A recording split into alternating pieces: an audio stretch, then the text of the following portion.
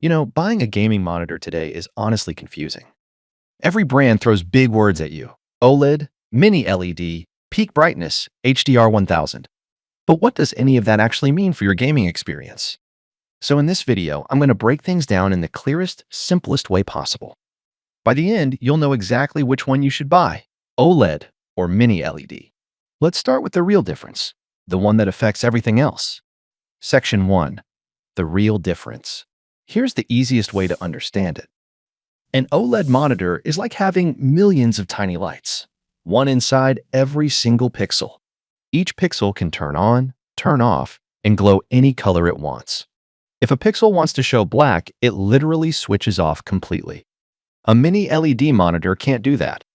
It still uses an LCD panel. And behind that panel, there's a big backlight. But instead of one big light, it uses thousands of smaller lights arranged into zones. These zones brighten or dim depending on what's on your screen. OLED controls each pixel. Mini-LED controls clusters of pixels. And this difference? This alone affects everything. Section 2. Contrast and HDR. Let's talk about the most obvious thing you'll notice: contrast. When you're playing a dark scene, maybe sneaking through a dimly lit hallway or exploring a cave, OLED just looks magical. The blacks are truly black. Shadows look bottomless. And any tiny highlight, like a glowing torch or neon sign, just pops out of the screen. Mini-LED tries to mimic this. It dims the zones behind dark areas and brightens the zones behind highlights. But since one zone covers multiple pixels, you'll often notice a slight halo around bright objects. That's blooming, and it can break immersion. So for pure cinematic gaming, it's hard to beat OLED. Section 3. Motion and response time. Now, if you play fast-paced shooters or competitive games, this part matters a lot. OLED has almost instant response time. The moment a pixel needs to change, it just flips. No smearing, no ghosting, no trailing. Motion looks incredibly clean, even at 120 or 144 Hz. Mini-LED monitors, even the fastest ones, still use LCD crystals. They physically need time to twist and untwist. And because of that, dark scenes especially tend to show smearing or shadow trails. If you're sensitive to motion clarity, OLED feels unbelievably smooth. Section 4. Brightness. Okay, this is where Mini-LED gets its revenge. Mini-LEDs can get very bright, not just in small highlights, but across the entire screen. If you're gaming in a bright room with sunlight hitting your setup, Mini-LED holds its ground beautifully.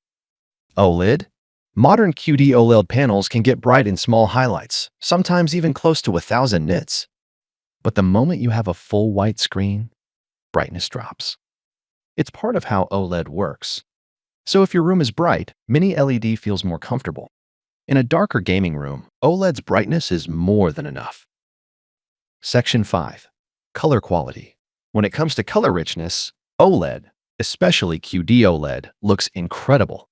Colors feel punchy, pure, and vibrant from every angle. There's no glow, no color shift, no washed-out corners. Mini-LED can be color accurate, yes, but you can sometimes see unevenness because the backlight isn't perfectly uniform.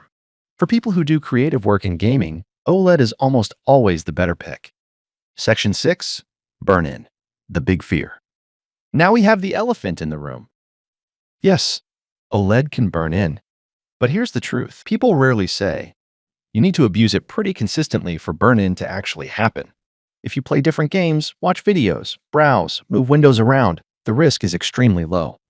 Modern OLED monitors have tons of protections built in.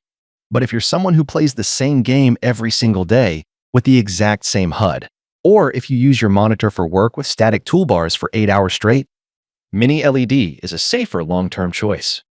It's not about fear. It's about your usage pattern. Section 7. Connectivity. Here's something a lot of people forget. The ports matter more than you think. Most OLED gaming monitors today come with HDMI 2.1, DisplayPort 1.4 or 2.1, and USB ports. This is especially important if you're planning to use a PS5 or Xbox Series X because HDMI 2.1 lets you run 4K 120Hz with VRR. Mini-LED monitors also come with good connectivity, but here's where the difference shows. Some mini-LED monitors, especially budget ones, cut corners with only HDMI 2.0. Some don't support full bandwidth for 4K 144Hz, and some can't do VRR plus HDR at the same time on certain ports. OLED monitors, especially the newer ones from LG, Asus, Dell, and MSI, almost always give you the full modern package. High bandwidth HDMI 2.1, fast DisplayPort, and solid USB-C options. So strangely, OLED tends to be more future-proof in terms of connectivity, even though Mini-LED is the older tech. If you're building a next-gen setup, consoles, PC, capture cards, OLED monitors usually give you cleaner, more consistent port options. Section 8. Price and value. A few years ago, OLED monitors were insanely expensive. Today, 27-inch and ultra-wide OLED models are becoming surprisingly affordable. And because their picture quality is so good, the value is really solid. Mini-LED pricing is all over the place. Some cheap ones have terrible dimming.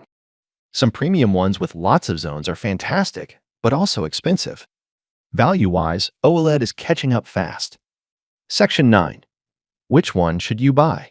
If you want the most immersive, cinematic, jaw-dropping gaming experience, if you love perfect blacks, incredible motion clarity, and rich colors, if you want games to look how the developers intended, then OLED is the monitor you should buy. But if you game in a bright room, or you want a monitor that's great for both work and gaming, or you play the same HUD-heavy game every single day and don't want to think about burn-in, then Mini-LED is the smarter pick. It's not about which one is better. It's about what fits your lifestyle. If this video helped you, hit that subscribe button. Thank you for watching, and I will see you in the next one.